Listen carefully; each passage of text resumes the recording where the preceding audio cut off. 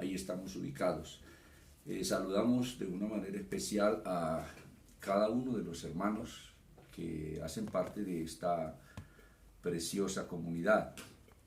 También a los demás hermanos que se reúnen en otros concilios, en otras misiones.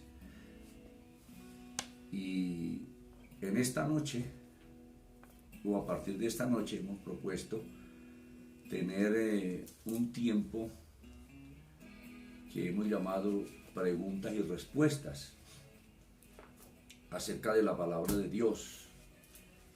Y la gente, los hermanos de las distintas congregaciones están muy inquietos por este suceso que está teniendo lugar en estos días sobre toda la tierra acerca del COVID-19 o coronavirus, este virus que está afectando a muchas personas sobre el planeta Tierra.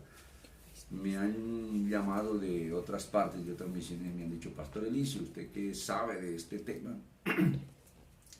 Me decía alguien: Pastor, ¿ya estamos en la tribulación o no estamos en la tribulación?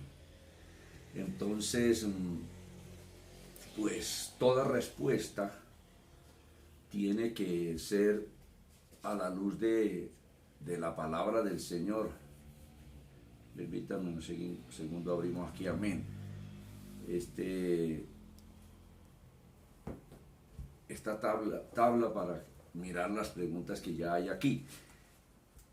Les decía que toda respuesta acerca de la profecía bíblica u de otro tema, pues tiene que o debe tener asiento en la palabra de Dios. Toda respuesta debe ser a la luz de la Escritura, no del concepto humano, no de las ideas humanas. Ninguna doctrina se puede establecer sobre sueños, visiones o profecías humanas. No, la palabra profética más segura, como dice el apóstol Pedro, pues es la Escritura, la palabra de Dios, que él reveló a través de los profetas, tanto, bueno, en el orden bíblico que tenemos ahí, desde Moisés con el Génesis hasta Malaquías, y también lo que enseñó el mismo Cristo, que él se sujetó a los profetas, y lo que explicaron los apóstoles, que lo hicieron a la luz de la Escritura, a la luz de los profetas. Así que no podemos salirnos del marco bíblico, porque eso sería algo ilegal. Sería una interpretación extra bíblica o una interpretación extra bíblica que no puede ser algo legal. Hay una primera pregunta acá. Una hermana nos escribe y nos dice: ¿el pueblo de Dios pasa por la gran tribulación o solo pasa por la tribulación? Bueno, aquí en esto hay como una ambigüedad y una confusión en esta pregunta, porque algunos hermanos, mucho pueblo cristiano tiene como una división de la tribulación final, que la gran tribulación y la no tan gran tribulación. No, la Biblia habla de una sola tribulación final. Entonces, para comenzar a dar respuesta a esta pregunta, el pueblo de Dios pasa por la gran tribulación, lo tenemos que hacer con la palabra de Dios, no los conceptos humanos de algún teólogo o míos, no, tiene que ser sobre la palabra de Dios, lo que enseñaron los profetas, lo que enseñó el mismo Cristo, lo que enseñaron los apóstoles. Lo que se diga respondiendo que esté fuera de la Biblia, eso no tiene validez. Entonces, sí, porque hay tantos que dicen: no, lo que dijo Nostradamus, lo que dijeron los mayas, lo que dijo el científico tal, lo que dice aquel, lo que dice... No, eso es vano. Lo correcto es la palabra de Dios, ¿quién más puede saber las cosas de una manera correcta que el creador de este universo? El que de veras sabe todas las cosas. Entonces, pues podemos tener confianza en Dios y su santa palabra. Para comenzar a dar respuesta a esta pregunta, que si la iglesia pasa por la gran tribulación, bueno, en primer lugar tenemos que de pronto puntualizar el asunto de la iglesia. La iglesia del Señor es todo el pueblo salvo de aquí hacia atrás que han muerto físicamente, pero que su alma está en el paraíso. No hay otro lugar para los muertos salvos, en el paraíso. El Señor le dijo a los saduceos, escribas y fariseos que Dios no era Dios de muertos, sino Dios de vivos. Y para los muertos condenados hay otro lugar que se llama el infierno, o el Hades, o el Seol. Entonces, el asunto de la iglesia del Señor es mucho pueblo, porque a veces la gente tiene la idea que la iglesia del Señor solamente es el pueblo que actualmente estamos sobre la tierra vivos, caminando, respirando. Pues sí, eso es parte de la iglesia del Señor. En una aproximación yo he dicho que el 98% de la iglesia de Cristo ya está en el paraíso, y que quedamos, no es un absoluto, por supuesto, es un aproximado. Un 2% de la iglesia de Cristo está sobre la tierra, lo que estamos hoy, hasta que venga Cristo. Entonces no podemos decir que la iglesia no pasará o sí pasará, no. La última parte de la iglesia del Señor sería lo correcto, pasará por la gran tribulación. Entonces, amados hermanos y amigos, yo quiero comenzar a desarrollar esta respuesta. Dije que no con ideas mías, ni pensamientos míos, ni conceptos míos. Yo tengo que responder a la luz de la palabra, a la luz de las enseñanzas, repito, de los profetas, del mismo Cristo y de los apóstoles, porque es que el Señor colocó a los apóstoles para exponer lo que dijeron los profetas y lo que él mismo dijo, porque Cristo dijo, los profetas son hasta Juan. De ahí para acá no hay más profecía exactamente como la que contenemos en la Biblia, la que tenemos en la Biblia. Cristo se sujetó a los profetas. El Nuevo Testamento es el cumplimiento de la profecía del Antiguo Testamento, de Isaías, de Jeremías, de Ezequiel, de Sofonías, bueno, de Zacarías, de Joel, de lo que anunciaron allí los profetas, como el mismo David en los Salmos, Moisés, acerca de Cristo, acerca del futuro. Por ejemplo, el libro del Apocalipsis prácticamente es una réplica de Daniel, de Zacarías, de Isaías, de Jeremías, de Joel. Así que entonces el Nuevo Testamento es el cumplimiento de la palabra profética del Antiguo Testamento. Y Cristo precisamente dio enseñanzas muy claras, muy precisas y con un lenguaje muy sencillo, muy coloquial, usando términos y ejemplos de los quehaceres de la vida cotidiana. Quiero invitarles en esta noche, yo sé que usted está en casa, amado hermano y amigos, si ustedes tienen su Biblia católica, la Biblia es una sola, y la Biblia católica, como le he dicho a mucha gente, tiene la verdad de pasta a pasta. Ahí está el mensaje que el ser humano necesita. Ese es el mapa de Dios para la humanidad. Entonces, en el capítulo 13 del Evangelio de Mateo, a partir del verso 24, el Señor da una enseñanza que es muy clara. Claro, excusen la redundancia, muchos predicadores han torcido, han tergiversado el significado correcto de lo que Cristo enseñó aquí. Pero a la luz de la misma palabra, usando los contextos que corresponden a cada pasaje, pues hay claridad. Entonces les invito al capítulo 13 del Evangelio de Mateo, del verso 24 al 30, encontramos esta enseñanza allí de una manera muy clara. Dice así el Señor en su enseñanza.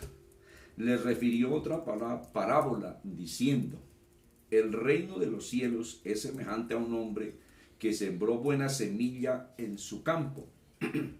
Pero mientras dormían los hombres, vino su enemigo y sembró cizaña entre el trigo y se fue.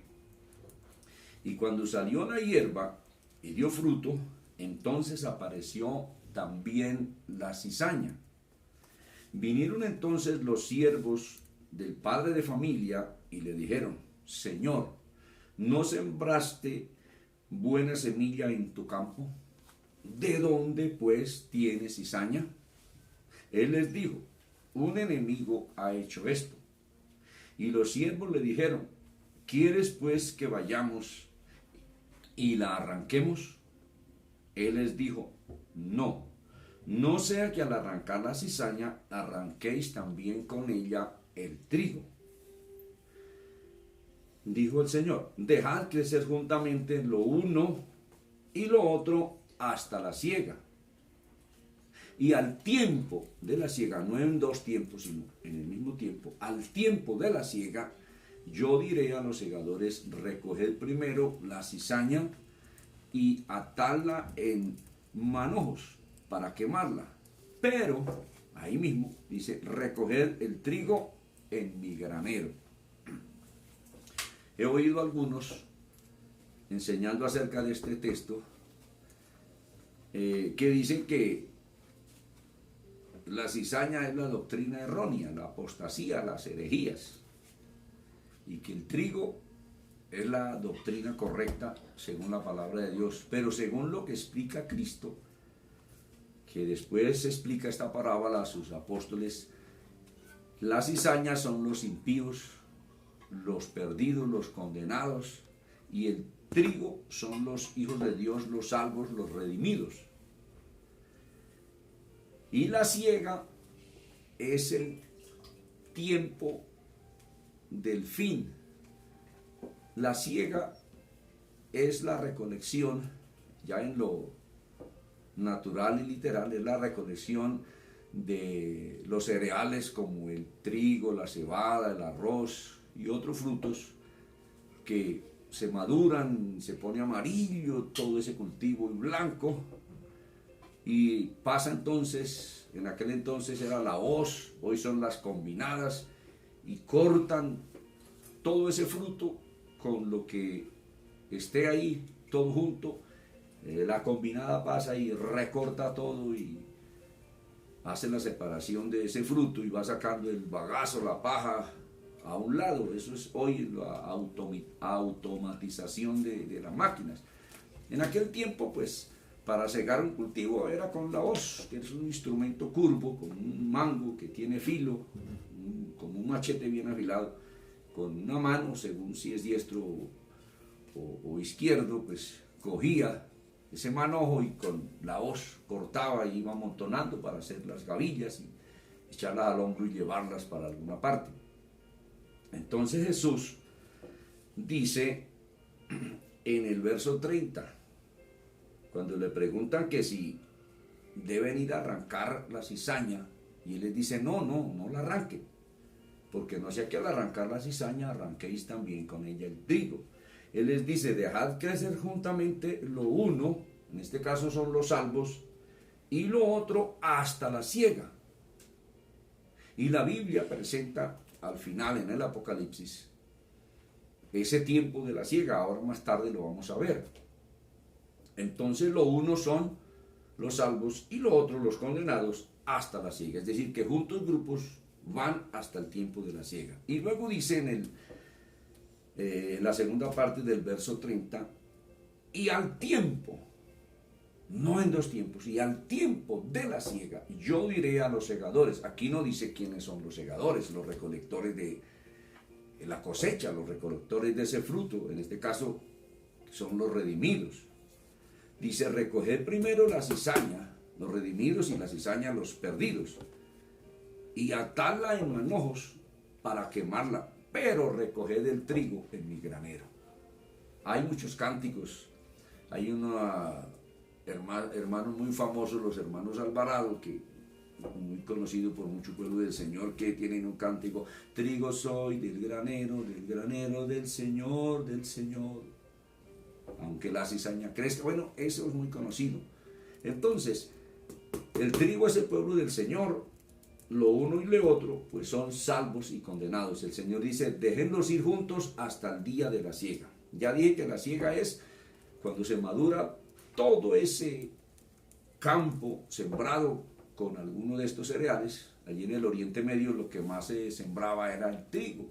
Y Jesús hace alusión a esto para hablar acerca de su pueblo y acerca de su venida y acerca de la recolección de sus redimidos. Bueno, aquí no dice quiénes son los segadores, tampoco especifica quiénes son lo uno y quiénes son lo otro. Pero no sé si esta pregunta se le hicieron los apóstoles en la mañana, al mediodía de aquel día, pero dice que cuando llegó la noche, después de terminar, creo, la jornada de evangelización durante el día, allá en casa, pienso en la casa allí en Capernaum de Pedro, porque allí se quedaba el Señor, que él no tenía casa propia, los apóstoles le preguntaron acerca de esta enseñanza, de esta parábola. Les invito a ir al verso 36 del mismo capítulo 13 de Mateo, donde Jesús explica este asunto. Dice, Mateo 13:36: entonces, despedida la gente, entró Jesús en la casa, y acercándose a él sus discípulos le dijeron: explícanos la parábola de la cizaña del campo. O sea, esto que había enseñado, pues, momentos antes u horas antes, en ese día. Respondiendo él les dijo: el que siembra la buena semilla es el Hijo del Hombre. Y se ha dicho de esta parábola que la buena semilla es la doctrina correcta de la palabra de Dios, pero según el mismo Cristo en lo que enseña, no es la doctrina correcta, son los salvos. Dice, el campo es el mundo, pues toda la tierra. Ahí dice, en el verso 38, la buena semilla son los hijos del reino, o sea que son personas salvas, lo uno. Y la cizaña son los hijos del mal, o sea, los perdidos, los condenados, los impíos. O sea que cuando Cristo dice, dejad crecer juntamente lo uno y lo otro hasta la siega, está diciendo, dejen crecer juntos grupos, los salvos y los condenados hasta la siega. Repito el verso 38, el campo es el mundo, la buena semilla son los hijos del reino, o sea que no es doctrina, son personas, hijos del reino, gente salva. Y la cizaña son los hijos del malo, son personas también, no es doctrina falsa. Y los hijos del malo, pues son los hijos del diablo. Así podemos decir, la gente que no es redimida o no permite ser redimida por Cristo, porque Cristo murió por la humanidad. Y luego en el 39, sí, estoy leyendo el 38, en el 39 sigue diciendo Cristo, el enemigo que la sembró es el diablo. O sea que toda esa gente impía que está sobre la tierra son sembrados o puestos por el diablo. Y aún metidos dentro de las congregaciones hay gente enviada por el diablo, que están ahí, que tienen Biblia, que cantan, que se arrodillan, hasta oran y ayunan, pero son gente llena de pecado, de prácticas inmundas, que no viven para Dios, sino viven es para el diablo y han sido enviados por Satanás para hacer daño en la iglesia. Dios quiera que usted que me está viendo, hermano, sea trigo del Señor y no cizaña del diablo. Dice entonces en el 39, el enemigo que la sembró es el diablo. La siega es el fin del siglo. El fin del siglo se refiere a Jesús, el fin de la era presente, de la era humana. Y la era humana es desde que Dios creó al hombre con Adán y Eva hasta cuando el Señor venga a Armagedón. Allá será lo máximo en el desarrollo de la cultura, de la tecnología humana y de la capacidad, o también podemos decir bélica del hombre, en cabeza del anticristo, el 666. Entonces dice el enemigo que la sembró es el diablo. La siega es el fin del siglo. Jesús dijo, dejad crecer lo uno y lo otro, salvos y condenados, hasta la siega. Jesús está explicando que la siega es el fin del siglo, es decir, el fin de la era presente. Ahora sí dice quiénes son los segadores, porque allá dijo, y yo diría a los segadores, recojan primero la cizaña y échenla en manojos para quemarla y recojan el trigo en mi granero. Ahora sí explica y dice, y los segadores son los ángeles. O sea que los que van a recoger la iglesia en el arrebatamiento van a ser los ángeles. Esto es lo que está enseñando Cristo. Dice en el 40, explicando, de manera que como se arranca la cizaña y se quema en el fuego, así será el fin de este siglo, el fin de la era presente. Explica, enviará el Hijo del Hombre a sus ángeles. ¿Qué quiere decir eso con enviará? ¿Que vienen detrás del Señor o vienen adelante o delante? La mente más sencilla puede decir, no, pues enviará, ¿qué quiere decir? Que vienen adelante, como cuando va alguien a caballo por el campo y le dice, vaya y me abre la puerta porque ahora voy a pasar, y lo manda y lo envía y va adelante y abre la puerta para que pase su patrón, si es el caso.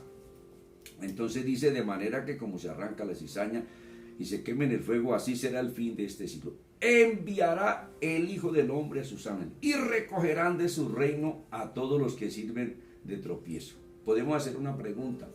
En este caso, ¿dónde está el reino de Dios? ¿En la luna, en Júpiter, en Saturno, por allá más allá del sol, en alguna parte? Porque aquí dice, enviará el Hijo del Hombre a sus ángeles y recogerán de su reino a todos los que sirven de tropiezo. ¿Y dónde están los que sirven de tropiezo? Los malignos, los impíos. Pues aquí en el planeta Tierra. O sea que el reino de Dios está aquí, porque Él es el Rey eterno de esta creación, de esta tierra y de todo lo creado en ella. Entonces dice, enviará a sus ángeles y recogerán de su reino a todos los que sirven de tropiezo y a los que hacen iniquidad, a los que practican el pecado. Eso van a ser los ángeles también cuando venga la recolección del trigo, la recolección del pueblo del Señor. En el 42, y los echarán en el horno de fuego, podemos decir, el infierno, el lugar de la condenación. Allí será el lloro y el crujir de dientes. Ahí mismo Jesús dice, entonces, la resurrección, la recolección del trigo, entonces los justos resplandecerán como el sol en el reino de su Padre. El que tiene oídos para oír, oiga. Esto del arrebatamiento de la iglesia, de la resurrección de todos los muertos salvos y de la transformación de los vivos salvos que quedemos o que queden, es una doctrina totalmente bíblica. Cuando Cristo venga, como dice Primera de Tesalonicenses, todos los salvos en Cristo, los muertos en Cristo, resucitarán unos instantes antes de ser transformados los vivos salvos. Y dice allí que unidos seremos llevados por las nubes para recibir al Señor en el aire. La iglesia va a recibir a Cristo, que es quien llega. Eso lo vamos a ver más tarde. Entonces, según esto que Cristo está enseñando, la iglesia va hasta el fin del siglo, no hasta 7 años antes del siglo, que es una doctrina humana del dispensacionalismo. Ahora que hablo del dispensacionalismo, es una doctrina creada a partir del año 1830, originada por los sueños de una mujer en la ciudad de Glasgow, en Escocia, una muchacha de 15 años que tuvo unos sueños, unas revelaciones. Según en esos sueños, Cristo venía 7 años antes de la verdadera venida de Cristo y se llevaba a un grupo selecto de la iglesia por allá, para allá, más allá de las estrellas, y dejaba a los no muy consagrados para que les atormentara el anticristo. Entonces nace un nuevo evangelio, lo que advierte el Espíritu Santo en Gálatas 1, 6, 7, 8 y 9, que si alguien nos predica un nuevo evangelio, es decir, una doctrina distinta a la que está consignada en la Biblia, sea anatema, sea maldito. Entonces, No podemos predicar nada que esté fuera de la Biblia. Cristo está enseñando entonces que juntos grupos, salvos y condenados, irán ambos hasta el día de la siega. Ahora, en el Apocalipsis aparece la siega. Al final de la tribulación, en una visión que el Señor le da al apóstol Juan, pero claro, no se cumple ahí en el momento de ese relato, sino se cumple hasta cuando Cristo destruye a los impíos en el valle de Josafat o Armagedón o el valle de Megido, que es comparado con un lagar.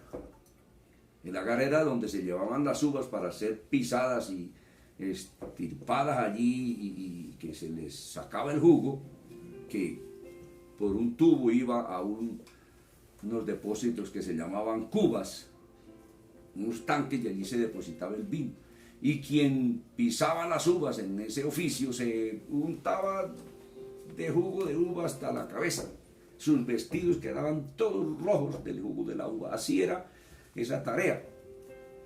Y el Señor enseña a través del Espíritu Santo, usando al apóstol Juan en esa revelación del Apocalipsis, porque toda la Escritura, es decir, toda la Biblia, desde el Génesis hasta el Apocalipsis, es dictada por Dios a través del Espíritu Santo.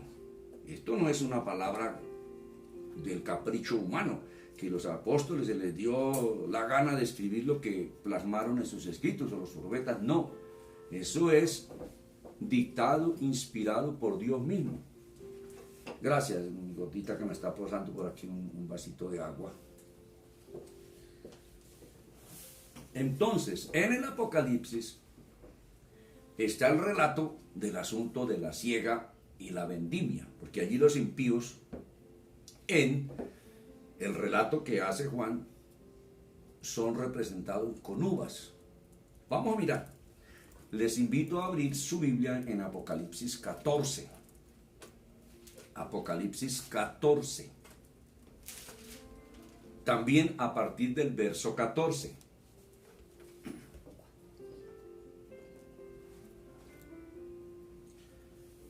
La Biblia que tengo es la versión del 60, es la famosa Biblia Thompson, y los comentaristas de esta Biblia a la margen le han colocado muchas referencias, y aquí en esta Biblia, a la margen de este párrafo del capítulo 14, del verso 14 hasta el 20, le colocaron ahí un título, dice las dos ciegas, y que ambas cosas que se narran aquí dice que son la ciega del pecado. Yo puedo decir que están ciegos con C, porque no entienden la claridad de la escritura como está ahí expresada. Leamos a partir del verso 14. Dice el Espíritu Santo usando a Juan: mire, hasta le pusieron un título ahí, un momento, que dice la tierra es cegada. Estos títulos, de paso les digo, no se los puso Juan, ni ninguno de los títulos que contienen los escritos sagrados se lo pusieron los profetas ni los apóstoles. Eso se lo agregaron después. Muchos ayudan porque coinciden con el contenido del texto que lo secunda, pero muchos de esos títulos fueron puestos de una manera sagaz para tergiversar y descontextualizar el mensaje y hacerlo decir lo que no dice. Pero mire lo que dice el verso 14. Mire, y aquí una nube blanca, y sobre la nube uno sentado semejante al Hijo del Hombre, que tenía en la cabeza una corona de oro y en la mano una hoz aguda. Ahora, ¿quiénes son los que tienen la hoz? ¿El patrón o los obreros? ¿Cristo o los ángeles? ¿Los segadores? Podemos decir, ¿quién lleva la guadaña? ¿El patrón que va en la 4x4 hoy aquí modernamente, o los obreros? Pues los obreros. De este pasaje y de este verso 14 se ha dicho en los distintos comentarios de Apocalipsis, como Eventos del Porvenir, bueno, tantos libros que han escrito comentando el Apocalipsis. Aquí dicen que es Cristo, este que está sentado sobre la nube. Pero por el contexto no es Cristo. Ahora, Cristo no es presentado en la Biblia con corona de oro. Los ángeles son los que tienen corona de oro. Cristo es presentado en la Biblia más que con una corona de oro, con muchas diademas. Algo más especial. Vamos a mirarlo, se lo respondo eso con la Biblia. En el capítulo 19, en el relato único que hay en la Biblia de la venida de Cristo, porque antes de este capítulo 19 y del verso 11 en adelante, nadie narra acerca de que Cristo viene. Eso hasta entonces. Dice en el versículo 11, entonces vi el cielo abierto, y aquí un caballo blanco, y el que lo montaba se llamaba Fiel y Verdadero, y con justicia juzga y pelea. Sus ojos eran como llama de fuego, y había en su cabeza muchas diademas. ¿Se dan cuenta que Cristo no tiene una corona, tiene muchas diademas? Y tenía un nombre escrito que ninguno conocía sino él mismo. Estaba vestido de una ropa teñida en sangre. Y su nombre es el Verbo de Dios. O sea que Cristo, que es el Verbo de Dios, tiene muchas diademas, no una corona de oro. Volvamos allí, porque es que la Biblia se interpreta a sí misma, o Dios mismo interpreta su palabra como la norma por excelencia, que la Biblia se interpreta a sí misma, o en otras palabras, Dios mismo interpreta su palabra. Es decir, que un pasaje debe ser ilustrado, debe ser enseñado a la luz de otro pasaje que hable de lo mismo, y debe coincidir en la doctrina. Bien, no así medio que coinciden, sino eso es bien. Dice entonces, en el versículo 14, miré y aquí una nube blanca y sobre la nube uno sentado semejante al Hijo del Hombre. Ahora, por ejemplo, don Pedro de aquella esquina es semejante a don Antonio, pero no es don Antonio. Dice semejante al Hijo del Hombre, que tenía en la cabeza una corona de oro y en la mano una hoz aguda. Repito, los obreros son los que tienen la hoz, y los obreros en este caso son los ángeles. Ahora, por lo que sigue, no es Cristo. Dice en el verso 15, y del templo salió otro ángel. Al decir otro ángel, el primero es un ángel. Dice, y del templo salió otro ángel. Ahora, los ángeles no le pueden dar órdenes al Rey de Reyes, Señor de Señores, al Santo de los Santos. Un ángel le da órdenes a otro ángel, pero eso es como que un soldado que de pronto está en la plaza mayor allí del cuartel general, y allá del tercer piso se bajó el general de la República, de las oficinas, y va pasando por ahí, por la plaza, y hay un soldadito por ahí de esos medio especiales, y dice, voy a aquí a hacerle algo a mi general. Va pasando el general cerca y el soldado le dice a mi general, a tierra, y 22 de pecho y vuelta al comando, y en 3 minutos se me presenta aquí y ya van 2, le queda 1 minuto. ¿Será que el soldado puede hacer eso con el general de la República? No, señor. Al calabozo va a dar. Los ángeles nunca le dan órdenes a Cristo, pero este segundo ángel le da órdenes al primero. Y mire lo que dice, y del templo salió otro ángel clamando a gran voz al que estaba sentado sobre la nube. Mire lo que le dijo, meta tu voz, la que tiene en la mano, y ciega. Jesús dijo, dejar ir lo uno y lo otro hasta la ciega. Y ciega, porque la hora de cegar ha llegado. No antes, no 7 años antes. Dice, pues la mies de la tierra está madura. ¿Y qué dijo Cristo? Rogad al Señor de la mies que envíe obreros a su mies. Cuando dicen su mies, se refiere a sus redimidos, a sus salvos, a la gente que ha creído en él y los que iban a creer. Rogad al Señor de la mies que envíe. O sea que la mies en este caso son los salvos, el trigo del Señor. Dice, pues la mies de la tierra está madura. Mire a estas alturas, Apocalipsis 14, donde Juan recibe esta visión, que esto no se cumple aquí, se cumple hasta que Cristo viene en el capítulo 19. Más tarde lo digo por qué. Dice, y el que estaba sentado sobre la nube metió su hoz en la tierra y la tierra fue cegada. Cristo enseñó, dejad crecer lo uno y lo otro hasta la siega. Mire donde la tierra es cegada, donde Juan recibe esta visión. Pero luego sigue el relato de la destrucción de los impíos ahí mismo. Dice, salió otro ángel del templo, un tercer ángel, que está en el cielo, un templo que está en el cielo, teniendo también una hoz aguda. Mire que los obreros son los ángeles los que tienen la guadaña, digo, la hoz en su mano, teniendo también una hoz aguda.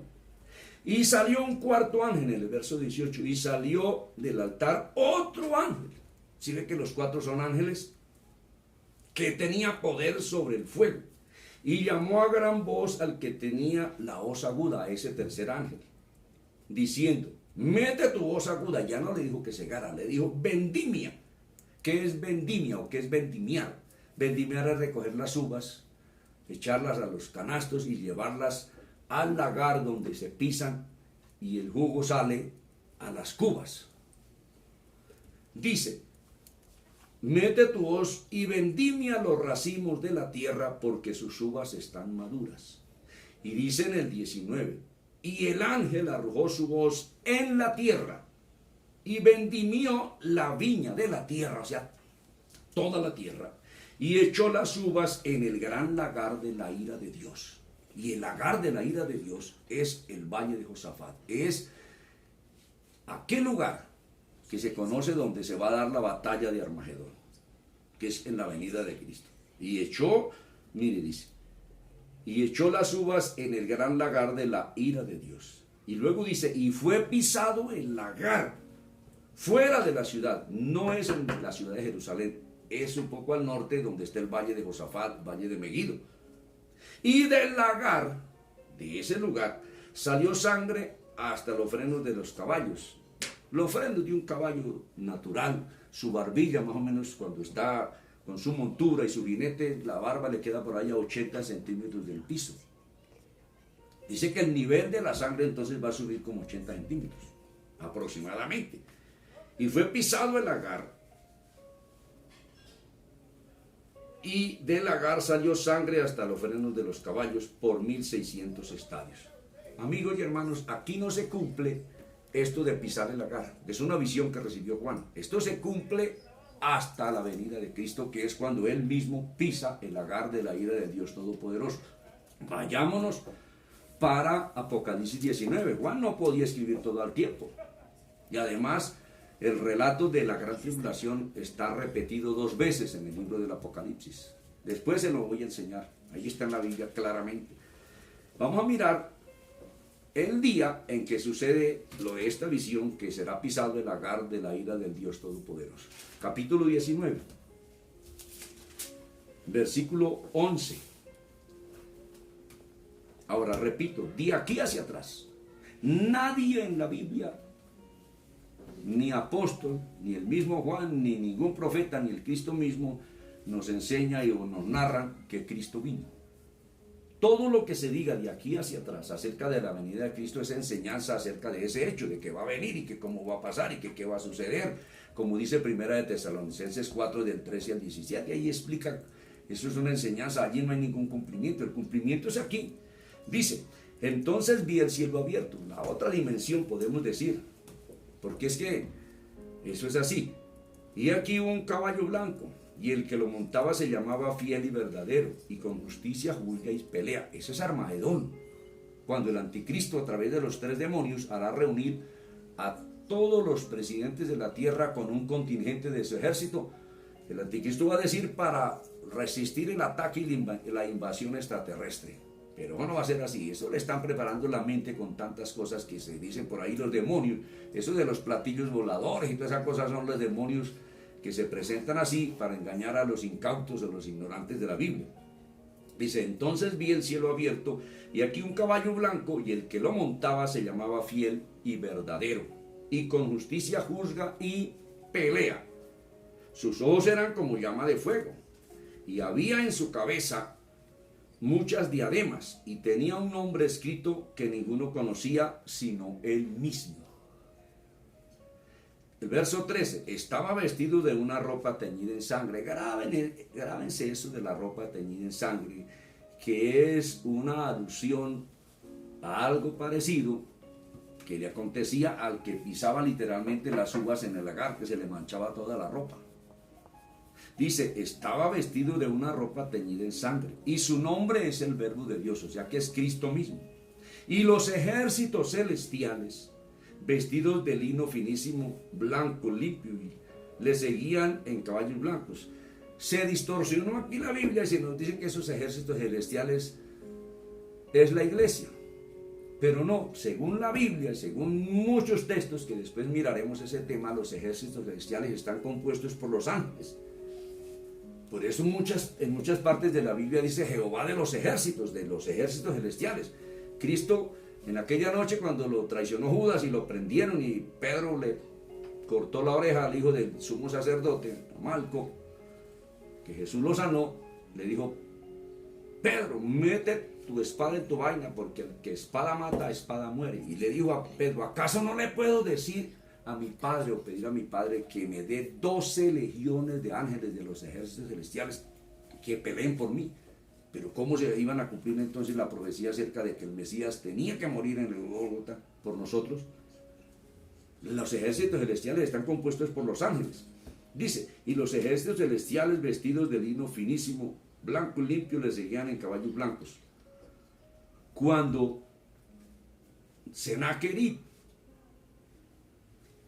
en los días de los reyes, invadió al reino del norte, a Israel, que tenía como capital Samaria, Eliseo estaba en la ciudad de Dotán, que correspondía al departamento de Samaria. Sitiaron la ciudad los ejércitos de Sennacherib, y el secretario de Eliseo, asustado, el escriba uy, ¿cuántos jinetes hay aquí en caballos de los ejércitos de Siria y nos van a matar?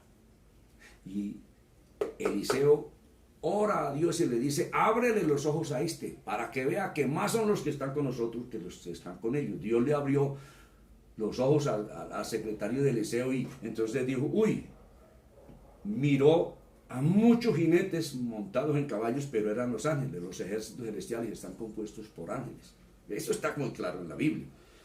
Dice, en el 15, de su boca sale una espada aguda, la palabra, no un pedazo de hierro que Cristo tenga, eso no es literal, es una forma de hablar aludiendo a la palabra de Dios, que es la espada de dos filos, para herir con ella a las naciones, mire, y él la regirá con vara de hierro. Así que el que va a regir las naciones con vara de hierro es el Señor Jesucristo, no como dijo por ahí un famoso predicador del Perú, que el que va a regir las naciones con vara de hierro son los 144.000 sellados. Eso es una cosa que choca con la doctrina bíblica. El que va a regir las naciones con vara de hierro, con autoridad absoluta, es Cristo.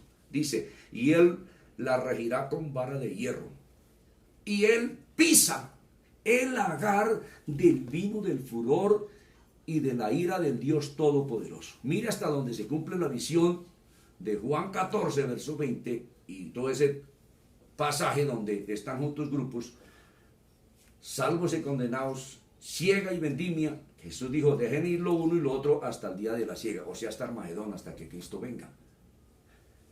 Entonces, la pregunta que me han hecho es, ¿la iglesia pasará el tiempo de la gran tribulación hasta que Cristo venga? Sí, señores, esto es lo que está en la Biblia. Y el tiempo del arrebatamiento y de la resurrección de los muertos es allá, no 7 años antes. El dispensacionalismo es su distorsión en su nuevo evangelio, que es el cumplimiento de la apostasía que anuncia el Espíritu Santo a través del apóstol Pablo en la segunda carta a los tesalonicenses, que Pablo dice, y en cuanto a la venida de Cristo y nuestra reunión con Él, dice, no os conturbéis por alguna idea, ni por sueño, ni por visión, ni por espíritu, ni por carta, como si fuera nuestra, de los apóstoles, en el sentido de que el día del Señor está cerca. Luego dice, nadie os engañe, porque no vendrá Cristo sin que antes venga la apostasía y se manifieste el hombre del pecado. O sea que antes de venir Cristo se iba a manifestar la apostasía. ¿Y qué es apostasía? Es volverse de la verdad a la mentira, a un engaño, a un evangelio diferente al que está en la Biblia. Y mire, ningún predicador habló de que Cristo venía 7 años antes del capítulo 19 de Apocalipsis, antes de la verdadera venida de Cristo por la iglesia. Eso no está en ninguna parte de la Biblia, ni el mismo Cristo lo enseñó, ni los apóstoles, ni ningún profeta. Todo, me están diciendo por allí que tengo 45 minutos y hemos propuesto compartir una hora nomás en esto de responder, pero como yo no puedo responder, sí, no, eso sería muy, cualquiera lo puede hacer, que sí pasa, que no pasa, que es antes, no. La respuesta tiene que ser bíblica como lo estoy haciendo. No, yo no lo estoy compartiendo cosas mías, estoy compartiendo lo que está en la Biblia.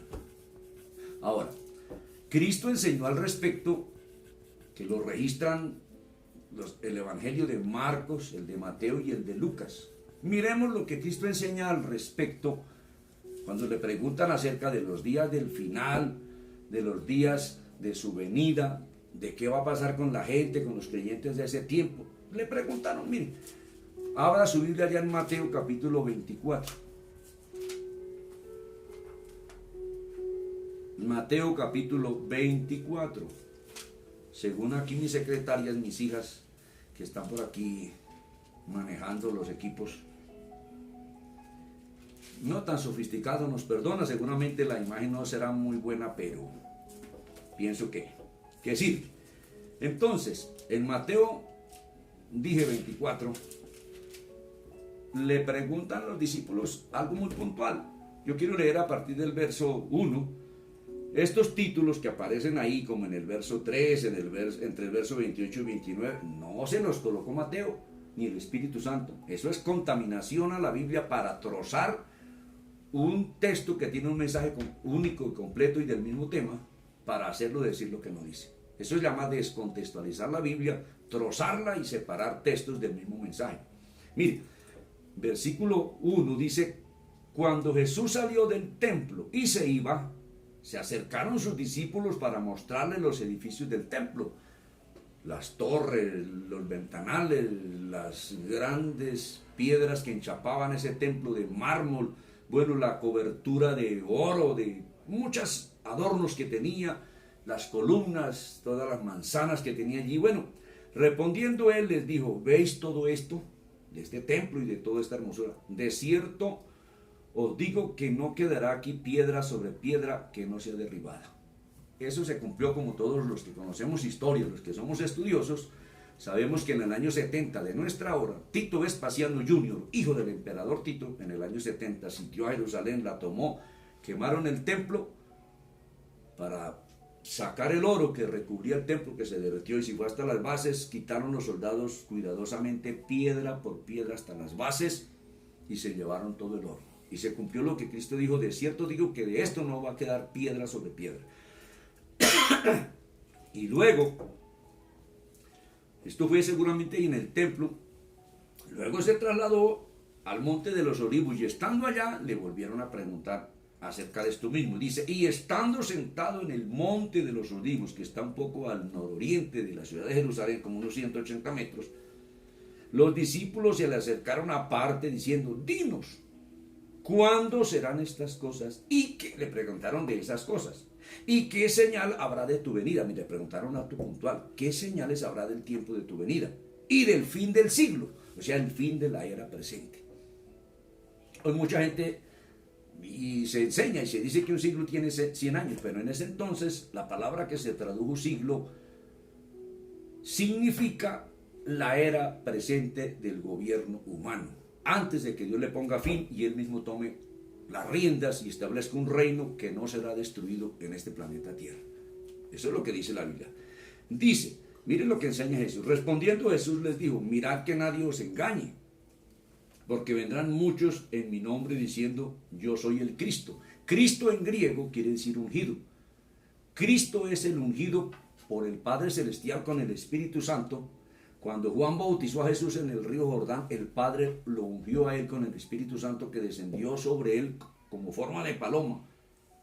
Y fue ungido por el Padre, capacitado para redimir a los hombres. Dice, y a muchos engañarán. ¿Cuántos gente que se le ha dado que son el Mesías, que son el Cristo? Eso han engañado a muchos. Como hace poco había uno por ahí, ese de creciendo en gracia, dice que era Cristo. Y lo llamaban hasta el Padre. de estos que profetizó Cristo. Y luego dice, y oiréis de guerras. ¿Qué más de las guerras que han? Primera Guerra Mundial, Segunda Guerra Mundial, la Guerra del Golfo, la Guerra de Vietnam, la Guerra de las Coreas, guerras por todas partes y que se gruñe una nación contra la otra, escúcheme la expresión, se muestran los dientes que se amenazan y que ya se prenden. Mirad que no os turbéis porque es necesario que todo esto acontezca, pero aún no es el fin. Pero hablando de la gente del fin dice, porque se levantará nación contra nación, reino contra reino, y habrá pestes como este coronavirus que hasta ahora, que es preludio de la tribulación que viene, y hambres y terremotos en diferentes lugares. De esto, a saciedad sabemos de cientos de terremotos que han sucedido y van a suceder. El 8. Y todo esto será principio de dolores. Amados hermanos y amigos, estamos en los principios de dolores. Esa frase, principios de dolores, anuncia que cuando una mujer, o alude mejor, que cuando una mujer va a tener un hijo o una hija, va a dar a luz, le comienzan a dar dolores de parto. Y después de cierto número de dolores o de hora, nace un niño o una niña. Dice en el verso 9, entonces os entregarán a tribulación. Mire, la gente del fin, los creyentes, le preguntaron acerca del fin. Cristo enseñó que sería entregado a tribulación, ese pueblo. Y os matarán. Pero el dispensacionalismo vino diciendo que la iglesia no va a pasar por la tribulación y que no nos van a matar. Vamos a tener un estudio más adelante cómo el anticristo por 42 meses vence a los santos y mata a muchos de ellos. Dice, y los matarán. Y seréis aborrecidos de todas las gentes por causa de mi nombre. Ahora, para acortar aquí la lectura, usted lo lee todo allá. En el verso 15 dice, por tanto, cuando veáis en el lugar santo la abominación desoladora de que habló el profeta Daniel, el que le entienda, es decir, el anticristo subido en el templo que van a hacer los judíos, que están, que lo arman, que lo tienen prefabricado, no sé cuándo lo van a hacer, pero lo van a hacer. Entonces los que estén en Judea huyan a los montes. El que esté en la azotea no descienda para tomar algo de su casa. Bueno, saltemos al verso 21, que me preguntaron de la tribulación, y allí Jesús menciona la tribulación final, la última. Dice, porque habrá entonces gran tribulación. No habla de una semitribulación, no, habrá entonces gran tribulación, cual no la ha habido desde el principio del mundo hasta ahora, ni la habrá. O sea que esta es la última.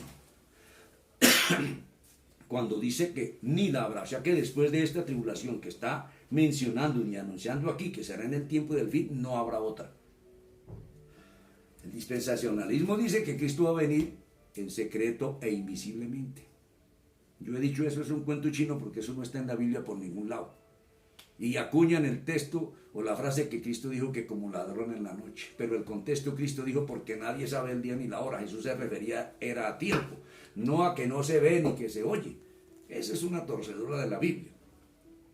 Entonces mire, ahora, más adelante Cristo dice que Él vendrá como un relámpago.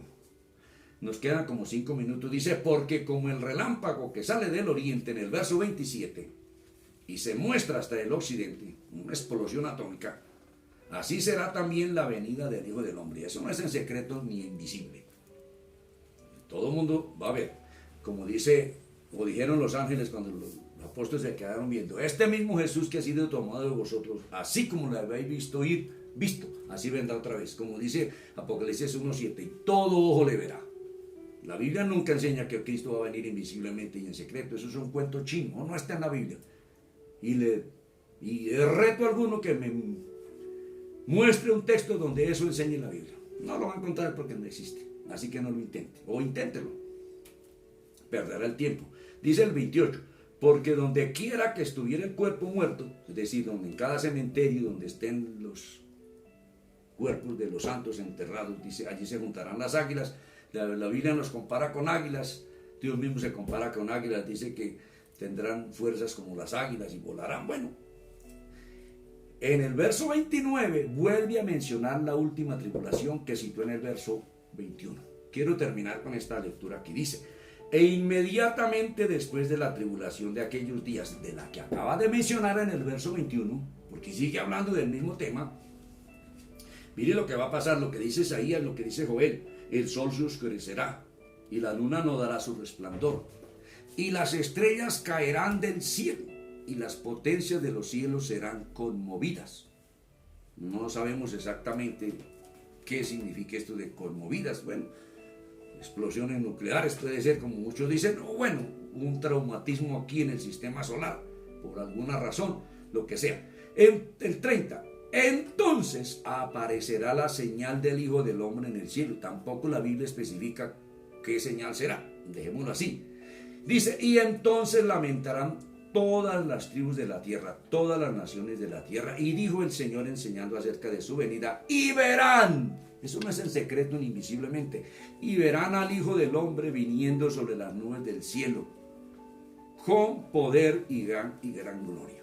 Mire que vuelve a tocar aquí y a recordar la enseñanza de Mateo 13 y de Apocalipsis 14, que los segadores son los ángeles. Mire lo que dice en el 31. Y enviará a sus ángeles, vienen delante de él, con gran voz de trompeta. La Biblia dice que los salvos resucitarán, los muertos salvos que están en el paraíso, resucitarán. Cuando Cristo venga, los traerá para ser resucitados aquí en la tierra.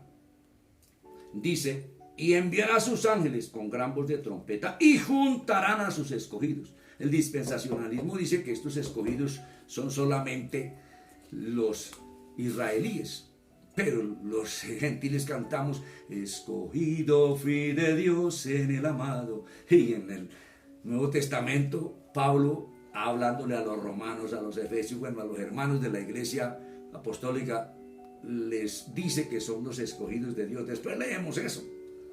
Y enviará a sus ángeles con gran voz de trompeta y juntarán a sus escogidos. O sea que los escogidos son todos los salvos, tanto los que trae del paraíso para ser resucitados aquí, de los cuatro vientos, es decir, de los 4 puntos cardinales, de Argentina, de Australia, de Europa, de Asia, de América, de Colombia, desde un extremo del cielo hasta el otro. Mire, aquí queda el arrebatamiento, aquí queda el juntar, el recogimiento del trigo del Señor hasta después de la tribulación. Dice inmediatamente después de la tribulación de aquellos días.